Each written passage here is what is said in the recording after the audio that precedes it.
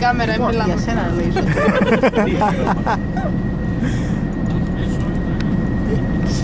Κλείστο, κλείστο! Κλείστο, Μιχάλη, κλείστο.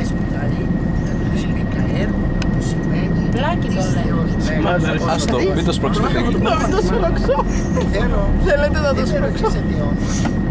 Για τους συμπότες.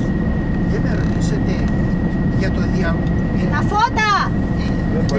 Τι θα θες τα φώτα, ρε. Φώτα και τα ματάκια. Βάλε λίγο ρομάτζο. Αυτή η δέσποινα. Για να βλέπω τις χαριτόμβριτες, γλυκύτατες, καρικομόσες, καλυπάριες και γλυκόφιλώσεις καλυπίτες.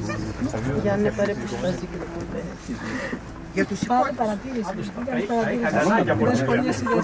Περιμένουν να ακούσουν κι άλλα. Γιατί πάλι δυσανέσχετησε αυτός εδώ με το μουστάκι που δεν είπατε και για τους άντρες κάτι. Πείτε μας για τα ονόματα μας. Σεργαγή. Πάλι. Εσύ τα κάνεις όλα. Εγώ. Αφού σημαίνει εδώ. Δέσποινα, δώσ' μου λίγη χρόνο να κάνω ένα δύστιχο για όλους τους καλυθινούς, τους άντρες, τους μιστακιοφόρους. Γιατί τα έγραψε πάλι, ρε. Και για τους θεμιστοπόλους και για τους δικηγόρους. Για σας ήταν αυτό.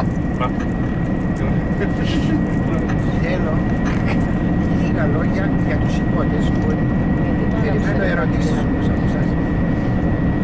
Οι υπότες της Φρόντου